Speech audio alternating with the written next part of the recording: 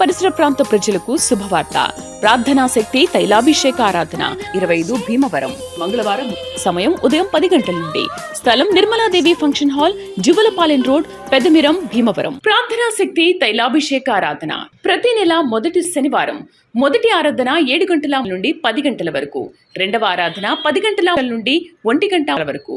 స్థలం Maris Stella auditorium, పంటకాలువ road, NTR circle, Vijayawada. ప్రార్థనా శక్తి తైలాభిషేక ఆదివారపు ఆరాధన సమయం ఉదయం 8:30 గంటల నుండి. స్థలం వైస్రాయ్ గార్డెన్స్, జుబ్లీ బస్టాండ్ ఎదురుగా, సికింద్రాబాద్.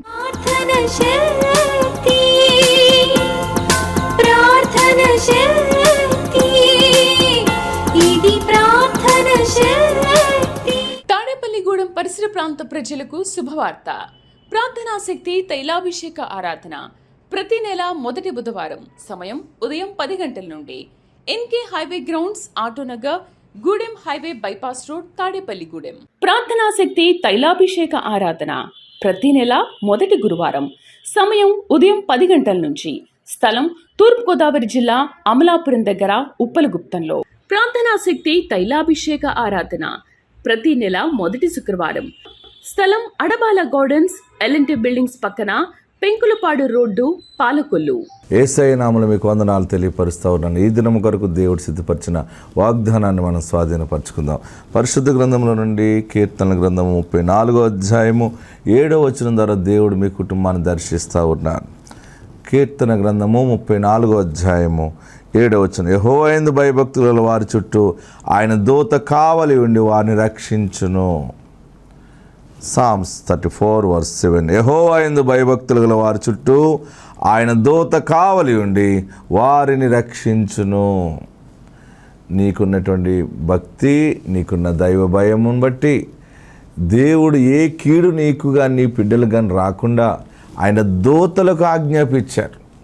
ఈ దినము నీకు ఇచ్చే వాగ్దానం ఏంటంటే ఆయన దూత కావలి ఉండి వారిని రక్షించును. నేనేమైపోతానో, నా బిడ్డలాగా, నా జీవితం ఎలా, నా ప్రయాణం ఏంటి, నాకు భయముగా ఉంది, లేకపోతే అదేంటి ఇదేంటి, ఏమన్నా అయిపోతాయేమో, తగలకూడని దెబ్బ తగిలితే జీవితం ఏమైపోతుందో, రకరకాల ఆలోచనలో భయము కలిగి ఉన్నావేమో. ఆయన దూతలు నిన్ను రక్షిస్తున్నాయి. పరిశుద్ధాత్ముడు మీకు తోడున్నాడు. ఇంకా గొప్ప మాట ఏంటంటే నీ చుట్టూ ఆయన సన్నిధి ఆవరించి ఉంది అంటున్నాడు. యెహోవా యందు భయభక్తులు గలవారి చుట్టూ. నేను ఇంత ప్రార్థిస్తున్నాను, ఇంత భక్తి చేస్తున్నాను, ఇంత ఆత్మీయంగా ఉంటున్నాను, అయినా నాకు భయం ఉంటుందని అనుకుంటున్నామేమో. నువ్వు భయపడవలసిన పని లేదు. ఏ తెగులు నీ గుడారమునకు రాదది. ఏ మరణకరమైన రోగము దేవుడు నీకు అనుగ్రహించడు. ఆయన నీ చుట్టూ ఉన్నారు. పైగా ఆయన దూతలను పంపించి ఆ కీడు, ఆ రోగము, ఆ శోధన, వేదన నుండి ప్రభు నిన్ను బయటకు తీసుకొస్తున్నారు. ఆయన నిన్ను రక్షించటానికి అద్భుతమైనటువంటి గన్మ్యాన్ లాగా అనమాట. ఒక మినిస్టర్ దగ్గర గన్మ్యాన్ ఎలా ఉంటారో, ఎమ్మెల్యే దగ్గర ఉంటారు, లేకపోతే మినిస్టర్ దగ్గర ఉంటారు. ఎస్కాట్ అంతా కూడా AK-47 తోటి ఉంటుంటారు. వాళ్ళు ఆ సైనికులు ఎట్లుంటారో దేవుని దూతలు రోగమును రాకుండా, శోధనలో కృంగిపోకుండా, నీ ప్రాణమును పోకుండా, ఏ దుష్టశక్తి అయినా నీ ఇంటి దగ్గరగా నిన్ను కానీ ఆవరించడానికి ప్రయత్నం చేస్తే దేవుని దూతలు, మిఖాయేలు సైన్యము వాటిని అంతమొందించేస్తాయి అన్నమాట. నీ చుట్టూ కీడు రాకుండా ఈ రోజు వరకు నువ్వు ఆశీర్వాదంగా ఉంటున్నావు అంటే ఆయన దూతలు నిన్ను ఆవరించి ఉన్నాయి. ఆయన మహిమ నీ చుట్టూ ఆవరించి ఉన్నది. భయపడిన అవసరం లేదు. దేవుడు కృప మీ మీద సమృద్ధిగా ఉంది. ఆయన తన దూతలను పంపించి వారిని రక్షించును. పరిశుద్ధుని యొక్క కాపుదల, రక్షణ దేవుడు మీకు దయచేయును గాక. God bless you. హల్లెలూయా. మరి ఎంతవరకు పిల్లలు లేని వారి గురించి మనం ప్రార్థన చేసిన రీతిగా దేవుడు అద్భుతముగా దేవుడు గర్భఫలాలు ఇచ్చాడు. గట్టిగా చప్పట్లు కొట్టి ప్రభును స్తుతించాడు.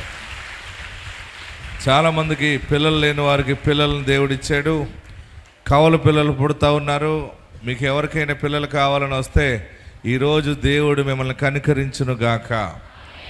ఏ పిల్లలు కావాలో అడగండి, ఎలా ఉండాలో అడగండి, ఎవరు కావాలో అడగండి, ఏం కావాలో అడగండి. ఎలాగుండాలో అడగండి, దెబ్బలాడుకోకండి. కొంతమంది ఏమో మా అమ్మలాగా ఉండాలంటుంది అమ్మాయి, వాళ్ళ భర్త అంటాడు లేదు లేదు మా అమ్మలాగా ఉండాలి ఆడపిల్ల పుడితే. మగపిల్లడైతే మా నాన్నలాగా ఉండాలి, మా తాతలాగా ఉండాలి. లేదు లేదు మీ అమ్మ మంచిది కాదు, మా నాన్నలాగా ఉండాలి. వాళ్ళిద్దరి మధ్య వాళ్ళ అత్తగారు ఉందనుకోండి, ఏమంటుంది తెలుసా? ఏమంటుంది?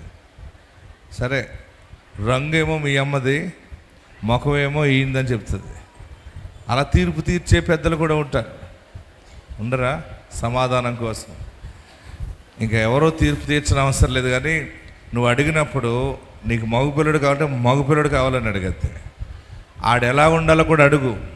నువ్వు ఊహించుకో, ఆడు ఎలా ఉండాలని అనుకుంటున్నావో అదే రూపము దేవుడు నీ గర్భంలో అనుగ్రహిస్తాడు. ఆడపిల్లైనా మగపిల్లడైనా ఆరోగ్యము కలిగిన బిడ్డలు కావాలని ప్రార్థన చేయండి. ఆరోగ్యం ఉన్నప్పుడు ఆటోమేటిక్గా అందం వచ్చేస్తారు. అందంగా ఉంటే ఆటోమేటిక్గా విలువలో వెళ్ళిపోతారు.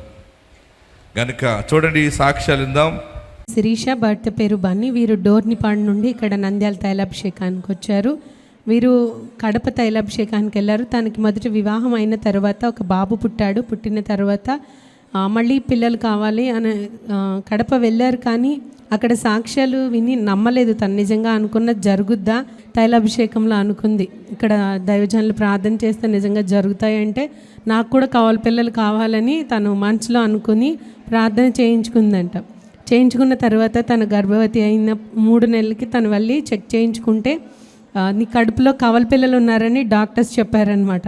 తను ఒక హాస్పిటల్కి వెళ్ళి నమ్మకం కుదరలేదు. నేను ఇలా తైలాభిషేకంలో అనుకుంటేనే నాకు పిల్లలు పుట్టేస్తారా అని తను నమ్మలేదు. నమ్మకపోవడంతో ఇంకో 3 హాస్పిటల్స్కి వెళ్ళి తను చెక్ చేయించుకుంది. తను నమ్మలేక ఎన్ని హాస్పిటల్కి వెళ్ళినా కూడా నీ కడుపులో పిల్లలే ఉన్నారని డాక్టర్స్ చెప్పారు. తను 8వ నెలలో డెలివరీ అయింది. 2 అబ్బాయిలు పుట్టారు తనకి. మొదట 8వ నెలలో పుట్టడం వల్ల వారు కొంచెం బలహీనంగా ఉండి ఐసీయూలో పెట్టారు. 10 రోజులైతే డాక్టర్స్ వారి ఆరోగ్య విషయంలో ఏమి చెప్పలేమని అన్నా కూడా వారి ఇక్కడి నుంచి తీసుకొని వెళ్ళిన ప్రార్థన నూనె రోజు ఆ బిడ్డలకి రాసి వారి నోట్లో వేసి ప్రార్థన చేసినప్పుడు ఆ బిడ్డలిద్దరినీ దేవుడైతే క్షేమంగా తోడుకొని వచ్చాడు. ఈరోజు సాక్షులుగా మన ఎదుట నిలబడ్డారు. తను దేవుని సన్నిధిలో విన్న సాక్ష్యాలు నమ్మక తను నాకు పిల్లలకు పుడతారా అని పుట్టాలి అని అనుకుంది. తను నమ్మకం లేక పిల్లల గురించి 3 హాస్పిటల్స్కి వెళ్ళి తను చెక్ చేయించుకుందండి. దేవుడు తన ప్రార్థన ఆలకించాడు, పిల్లల్ని ఇచ్చాడు. ఈ సాక్ష్యం దేవుడు దీవించును గాక. హల్లెలూయా. ఆమె నమ్మలేదు. నువ్వు నమ్మినా నమ్మకపోయినా అడిగేవు కనుక నీకు ఇస్తాడు అంతే. వచ్చేవు కదా తైలాభిషేకానికి వచ్చేవంటే ఇచ్చి పాడేస్తాడు అంతే. ఎవరి జీతం వాళ్ళకి ఇచ్చేస్తాడు. ఆమెన్. తైలాభిషేక ప్రార్థనకు వచ్చి మీరు ఎక్కడ కూర్చున్నా, ఏ మూలన కూర్చున్నా నీ జీతం నీకు ఇస్తాడు. నువ్వు వద్దంటే మానేయి, నాకు అనవసరం, నా బాధ్యత ప్రకారం నీది నీకు ఇస్తానని ఇచ్చేస్తాడు అంతే. ఆమెన్. ఆమె అనుకుంది నిజమేనా అంటే డాక్టర్ల దగ్గరికి వెళ్తే డాక్టర్లు కూడా అదే చెప్పారు. అయినా నమ్మలేకపోయింది. మరొక చోటుకి వెళ్ళింది. ఎక్కడికి వెళ్ళినా మాట తప్పని దేవుడు మన దేవుడు నమ్మదగినవాడు. ఆమెన్. ఆయన అబద్ధం ఆడుటకు నరమాత్రుడు కాడు, నరపుత్రుడు కాడు.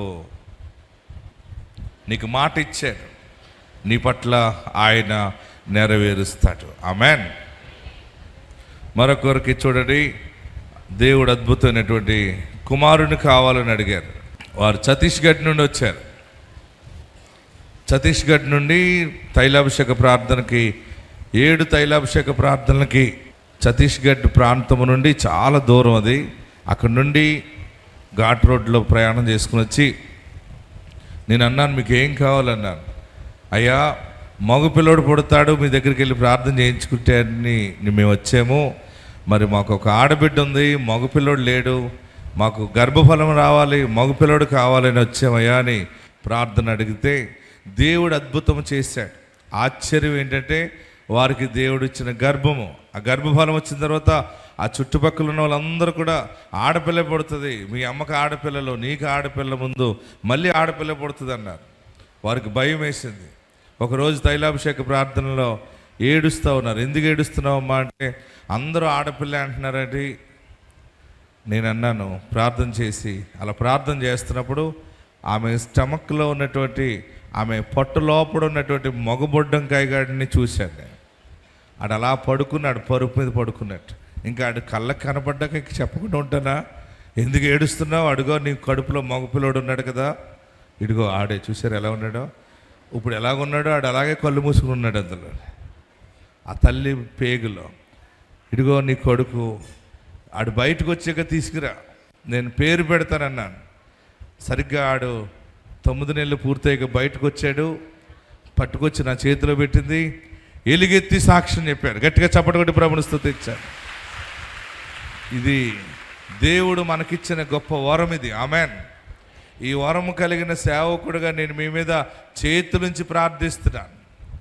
నా ఎముకలు, నా శరీరం అరుగుతున్నా కానీ నేను మీ కొరకు నూనెతో హస్తనిక్షేపణ చేస్తున్నాను. మీరందరూ కూడా ఉన్నతమైన సాక్షులుగా ఉండబోతున్నారు. మీ ద్వారా అనేక మంది యేసుని అంగీకరించబోతున్నారు. దేవునికి మహిమ కలుగును గాక. మరి ఈ సాక్షి నేను చెప్పడమే కాదు, వారు చెప్పింది కూడా మీరు వినండి. అక్కయ్య గారికి మా కుటుంబంతో ప్రత్యేకమైన వందనాలండి. మా పాపగారు, అల్లుడు గారండి సతీష్ గఢ్ నుంచి వచ్చారండి. మరి దేవుడు మొదట పాపనిచ్చాడండి మా పాపకి. అయితే రెండోసారి కన్సీవ్ అయినప్పుడు ఇసకయ్య గారి దగ్గరికి వెళ్ళమని చెప్పినప్పుడు ఇక్కడికి వచ్చినప్పుడు 3వ నెలలు తీసుకొచ్చామండి. తీసుకొచ్చినప్పుడు అయ్యగారు నీకు బాగుపడతాడని చెప్పారండి. అయితే ఫస్ట్ పాప వల్ల, నాకు 2 పాపలండి, మా పాపకు కూడా ఫస్ట్ పాప పుట్టడం వల్ల మేము చాలా టెన్షన్ పడి ఇవ్వలేమండి. మా అల్లుడు గారు సతీష్ గఢ్ నుంచి ప్రతి నెల అండి ఎంతో కష్టమైనప్పటికీ ఘాటి రోడ్లో తీసుకొచ్చేవారండి. అయ్యగారి దగ్గరికి వచ్చి ప్రార్థన చేయించేవారు. అయ్యగారు ప్రార్థన చేసి అరటిపండ్లు ఇచ్చారండి. అయితే 9వ నెల వస్తుందనగా 8వ నెలలకు చాలా సీరియస్ అవుతుంది మా పాపకి. అయ్యగారి దగ్గరికి వచ్చినప్పుడు మమ్మల్ని చాలామంది హేళన చేసేవారండి. 2 నీకు పాపలు కాబట్టి మీ పాప కూడా పాప ఎప్పుడొద్దు అనేవారండి. అప్పుడు మా అల్లుడు గారు పాప కాకినాడ వెళ్ళామండి అందరూనే. అయితే అయ్యగారి దగ్గరికి వెళ్ళినప్పుడు అండి ఇసాక్ అయ్యగారు ఇలా మీ సతీష్ గఢ్ నుంచి వచ్చామండి, మా మిస్సెస్ కన్సీవ్ అండి, మీ దగ్గరికి వస్తున్నామంటే అయ్యగారు అన్నారటండి, దగ్గర తీసుకుని పాపని, అమ్మ నువ్వు ఎందుకు కంగారు పడతావు, నీ కడుపులో బాబు ఉన్నాడమ్మా, బాబు పుడతాడు, నీకు నా దగ్గరికి తీసుకురండి, నేను పేరు పెడతానని అన్నారటండి అయ్యగారు. మా అల్లుడి గారు చెప్పి ఎంతో ఆనందపడ్డారండి. మీరు అసలు బాధపడకండి అత్తయ్య గారు, ఇసాక్ అయ్యగారు చెప్పారు బాబే పుడతాడండి, మీరు ఎందుకు టెన్షన్ పడుతున్నారు అన్నారండి. అయ్యగారు ఎలా అయితే చెప్పారో అయ్యగారు వాక్కు దేవుడు నిజంగా ఆమెనండి. ఇంత అందమైన బాబుని మాకు మా మనవడిని రెండు చేతులు పైకి ఎత్తి గట్టిగా చప్పట్లు కొట్టి దేవునికి మహిమ కలుగును గాక. హల్లెలూయా. ఎక్కడో స్కానింగ్ తీసినా కూడా చెప్పరాళ్ళు, ఒకవేళ స్కానింగ్లో కూడా తప్పులు వస్తాయి. కానీ ఆత్మ కలిగిన వరము కలిగిన కన్నుకి స్కాన్ అయినప్పుడు కరెక్ట్గా వచ్చేస్తుంది. ఆమెన్. మా ప్రసాద్ ఉన్నాడు, ఆ ప్రసాద్ భార్య ధనలక్ష్మి గర్భం ధరించింది. గర్భం ధరిస్తే 7వ నెల అనమాట కరెక్ట్గా.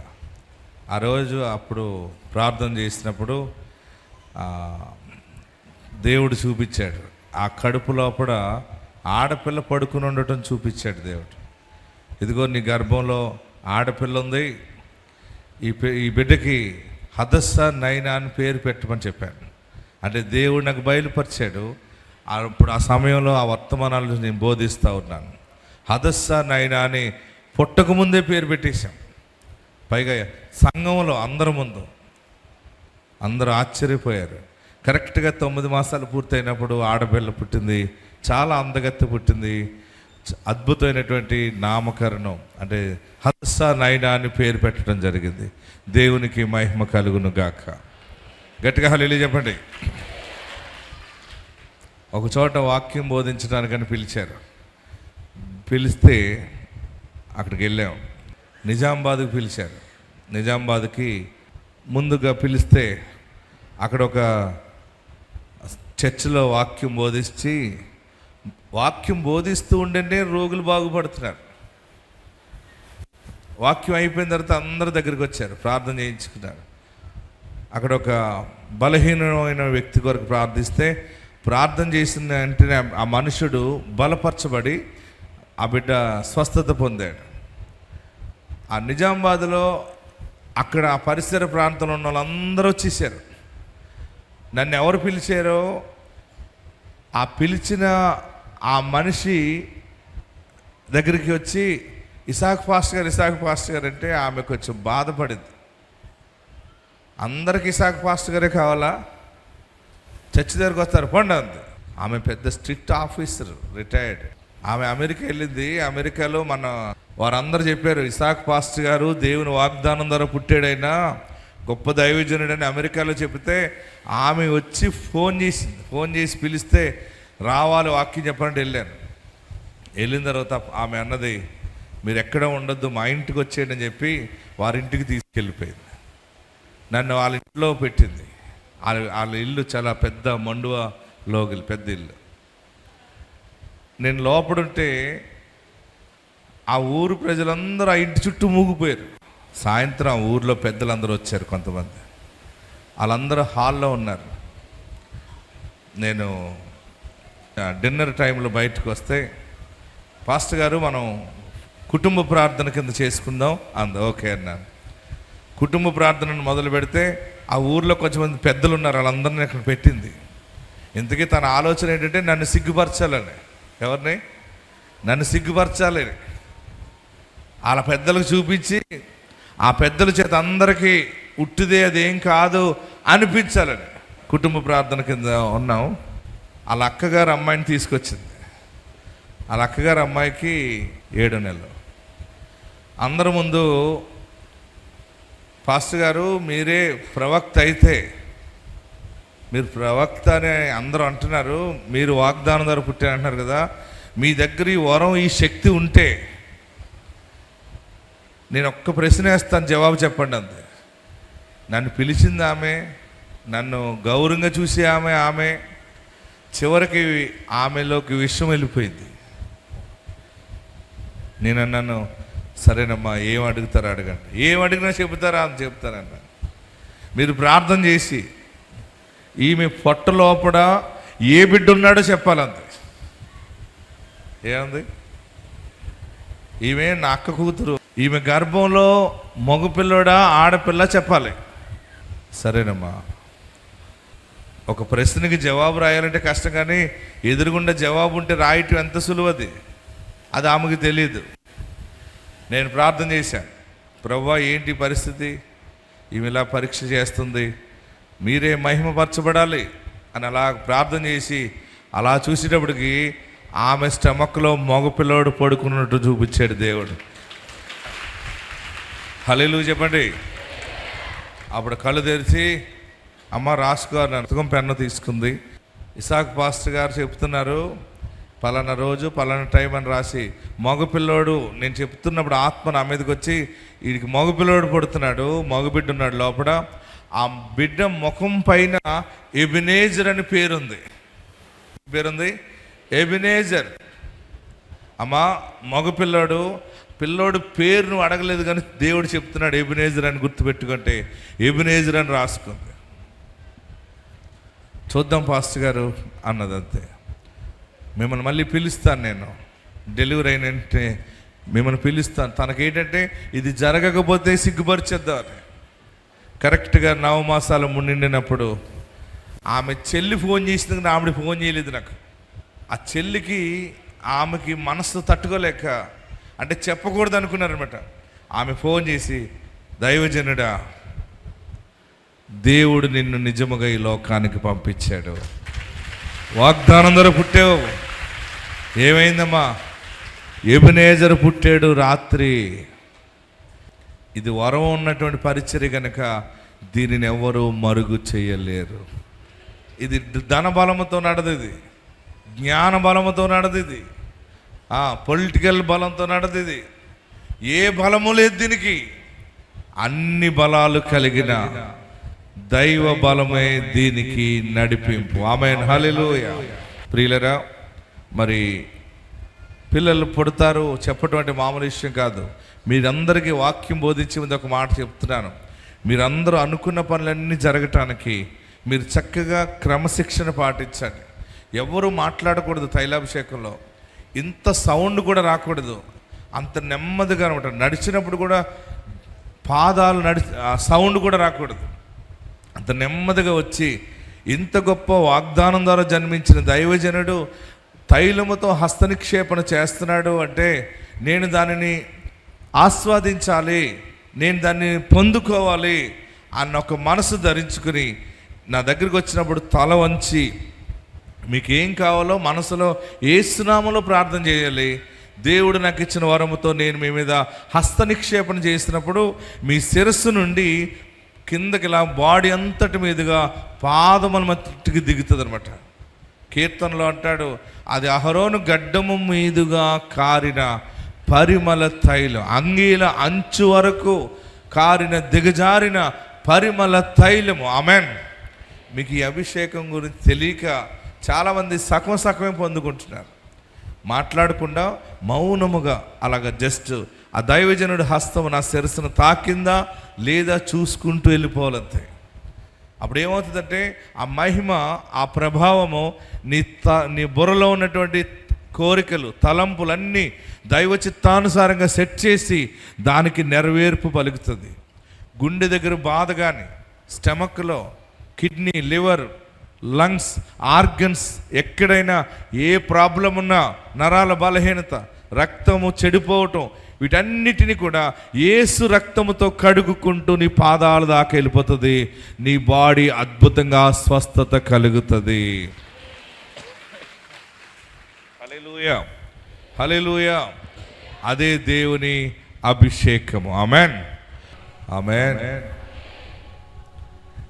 దేవుని శక్తి మనల్ని ఆవరించి ఉన్నది.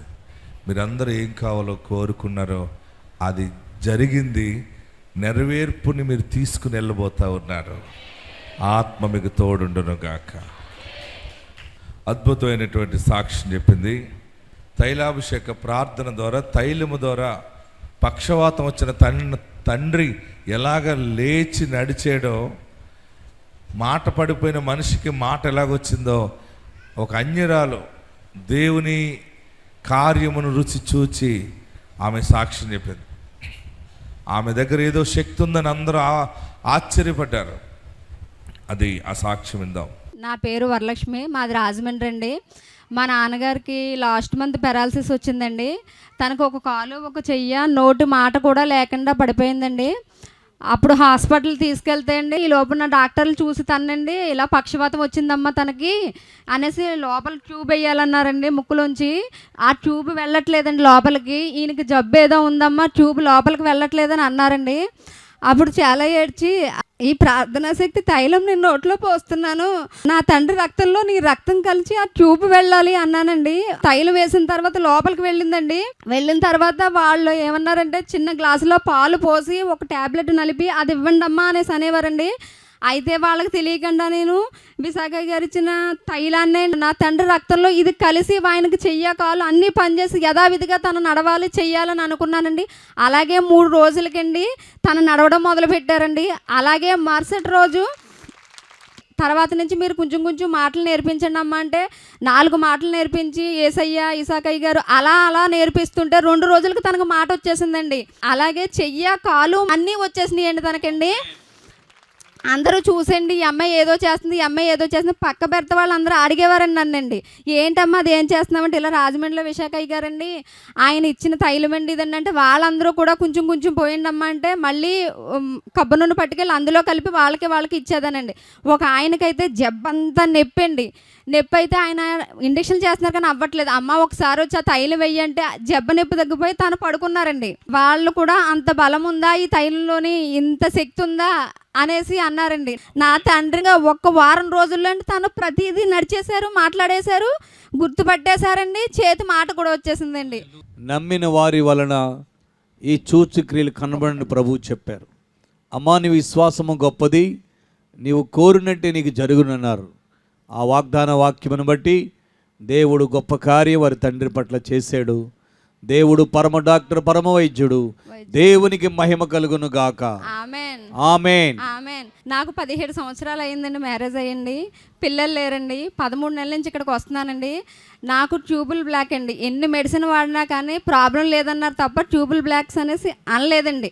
ఇక్కడికి వచ్చిన తర్వాత 3 నెలలకు నాకు తెలిసిందండి ట్యూబుల్ బ్లాక్ అయినాయండి. అది నాకు భయం, ఆ టెస్ట్ చేయించుకోవడం కూడా. అయ్యా నేను డాక్టర్లు నమ్మాను, మనుషులు నమ్మాను, అందరినీ నమ్మి మోసపోయాను, నీ తైలమే నాకు మందు కింద పనిచేసి ట్యూబులు ఓపెన్ అవ్వాలన్నానండి. ట్యూబులు ఓపెన్ అయిపోయినాయి అమ్మ, నీకు ఈసారి గర్భం వస్తుందని చెప్పారండి. దేవునికి మహిమ కలుగును గాక. తైలము అంత శక్తివంతముగా క్రియ జరిగిస్తుంది. నీతిగల దానవే స్థాపించబడతావు. ఆ ఆశీర్వాదం దేవుడు మీకు దయచేయును గాక. అందరూ కూడా తలలో వంచండి, ప్రార్థన చేసుకుందాం. ఎక్కడున్నవారు అక్కడ లేచి నిలబడండి. ఒక్కసారి లేచి నిలబడండి. అందరూ ఎక్కడున్నవారు అక్కడ లేచి నిలబడండి. లేచి నిలబడిన నీవు 2 హస్తాలు పైకి చాపి, ఏ తెగులు దేవుడిని గుడారానికి రానివ్వడు. భీతి నీకు దూరముగా ఉంటుంది. నువ్వు భయపడనక్కర్లేదు. నీవు యేసుని కలిగి ఉన్నావు కదా.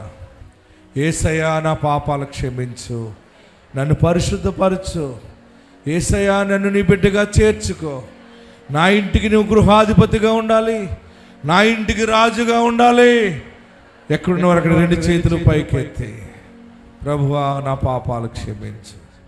అందరూ కూడా ప్రార్థన చేయండి. భయపడుతున్నావా? భయపడుతున్నావా? భయముగా బ్రతుకుతున్నావా? భయపడకు. దేవుడు నీకు తోడున్నాడు. దేవుడు నీకు తోడున్నాడు. నువ్వు పాడైపోవు. నువ్వు నీతిగల దానిగా స్థాపించబడతావు. నీతిగల వాడిగా స్థాపించబడతావు. ఏ రోగము నీ ఇంటికి రాదు. ఏ దరిద్రత నిన్ను కొట్టివేయదు. అన్ని సమస్యలు నువ్వు జయిస్తావు. అన్ని విషయాల్లో విజయం సాధిస్తావు. నా జీవితంలో నువ్వు కృప చూపిస్తావు కదా బాబు. బ్రతుకంతా అతుకుల కింద ఉందయ్యా. నా జీవితం అంతా వేరే అయిపోతుంది బాబు. బ్రతకాలని లేదు. అన్ని బాధలు ఉన్నాయి బాబు. నాకు ఆధారం లేదు బాబు అని ఏడుస్తున్నావా? దేవుడు నీ దుఃఖాన్ని చూచాడు. దేవుడు నీ కన్నీళ్లను చూచాడు. నిన్ను సిగ్గుపడనీయడు. ఆయన ఈ దినమే నిన్ను ప్రతిష్ఠ చేస్తున్నాడు. నీ పిల్లలు యెహోవా చేత ఉపదేశము నొందుతారు. నీతిగల దానివై స్థాపించబడతావు. భయము నీకు దూరముగా ఉంటది. భీతి నీకు దూరముగా ఉంటది. యేసే నీ ఇంటికి గృహాధిపతిగా ఉంటాడు. యేసే నీ ఇంటికి అధిపతిగా ఉంటాడు.